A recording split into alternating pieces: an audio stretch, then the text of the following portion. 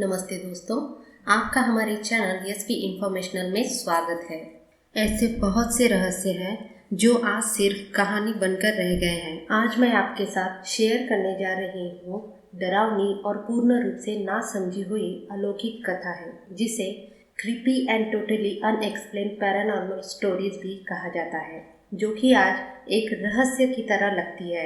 ये ऐसी घटनाएं हैं जिन्हें आज भी सुलझाया नहीं जा सका है। विल्सन हॉल एक यूनिवर्सिटी का खास हिस्सा था, जहां पर काफी सारे कमरे थे। उनमें से एक कमरे को हमेशा के लिए बंद कर दिया गया। यूनिवर्सिटी के इस कमरे में किसी को जाने की इजाजत नहीं थी, क्योंकि वहां पर पहले ही रूम में पछाड़े हुए और धोखादायक भूतों के क्रियाओं के किस्सों से एक डर का माहौल पैदा हो चुका था। अब तक की सबसे रियल पैरानॉर्मल स्टोरीज में एक सबसे बेहतरीन, इसे आप ध्यान से सुनिए। उस जगह रहने वाले लोगों का मानना था कि ये जगह पहले ही एक इंडियन ब्यूरियल ग्राउंड थी। इसको हवा मिली कुछ स्पिरिचुअलिस्ट के द्वारा, जिन्होंने दावा किया कि ये जगह खास तरह के सेंटर ऑफ पेंटाग्राम को बनाती है, जो कि 5 सच एंशिएंट सिमेट्रीज को मिलाकर बनता है। ऐसी जगह पर अलौकिक घटना की संभावना बेहद बढ़ जाती है, फिर चाहे वो अच्छी हो या बुरी।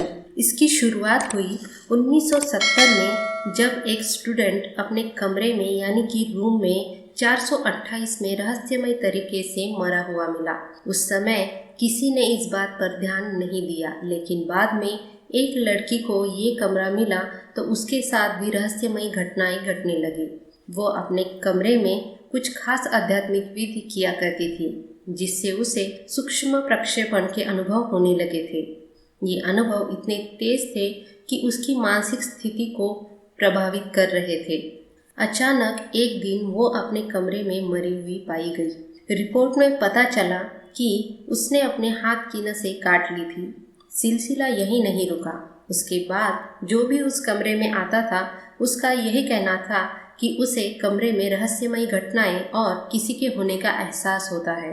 चीजें अपने आप हवा में उड़ती थी और अपने आप ही जगह बदलती रहती थी। उस जगह पर किसी के ना होने के बावजूद किसी के सिसकने और तेज तेज चिल्लाने की आवाजें सुनाई पड़ती थी। दरवाजे और खिड़की अपने आप बंद हो जाते थे और खुल जाते थे। साथ ही गेट के पास रूप बदलते चेहरे दिखाई देना जैसे आम बात हो गई थी। शिकायत बढ़ने के बाद गेट को काफी बार बदला गया, लेकिन फिर भी चेहरे दिखना बंद नहीं हुआ। यूनिवर्सिटी को अब डर सताने लगा कि इस वजह से कहीं और स्टूडेंट की मौत ना हो जाए, इसलिए उस रूम को सील करना ही बेहतर समझा। उन्होंने तब से लेकर उस रूम को आज भी बंद करके रखा हुआ है। इंसिडेंट फ्रॉम रियल लाइफ से जुड़ी ये पोस्ट ऐसे अनुभव के आधार पर है जो लोगों के व्यक्तिगत अनुभव पर निर्धारित है।